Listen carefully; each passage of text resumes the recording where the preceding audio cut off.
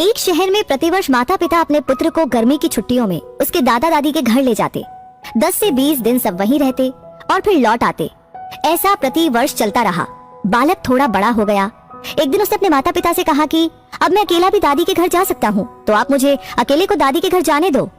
माता पिता पहले तो राजी नहीं हुए, किंतु बालक ने जब जोर दिया तो उसको सारी सावधानी समझाते हुए अनुमति दे दी। जाने का दिन आया। पिता बालक को छोड़ने स्टेशन गए। ट्रेन में उसको उसकी सीट पर बिठाया, फिर बाहर आकर खिड़की में से उससे बात की, उसको सारी सावधानियां फिर से समझाई।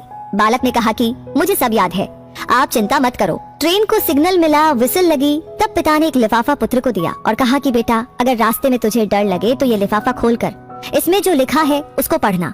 बालक ने पत्र जेब में रख लिया। पिता ने हाथ हिलाकर विदा किया। ट्रेन चलती रही। हर स्टेशन पर नए लोग आते रहे, पुराने उतरते रहे। सबके साथ कोई न कोई था। अब बालक को अकेलापन लगने लगा। अगले स्टेशन पर ट्रेन में ऐसी शख्सियत आई जिसका चेहरा बहुत ही भयानक था। बालक पहली बार बिना माता पिता के, बिना किसी सहयोगी के यात्रा कर रहा था। उसने अपनी आंखें बंद करके सोने का प्रयास किया, परंतु बार बार वो भयानक चेहरा उसकी आंखों के सामने घूमने लगा। बालक भयभीत हो गया, रुआसा हो गया।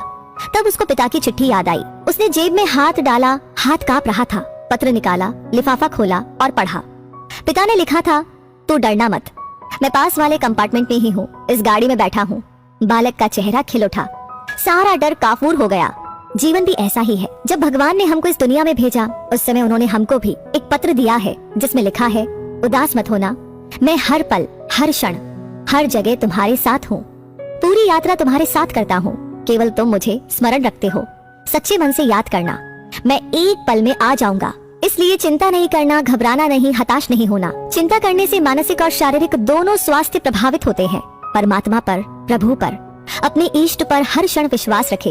वो हमेशा हमारे साथ है, हमारी पूरी यात्रा के दौरान, अंतिम सांस तक। बस इसी एक एहसास को ही कायम रखने का प्रयास करते रहना है।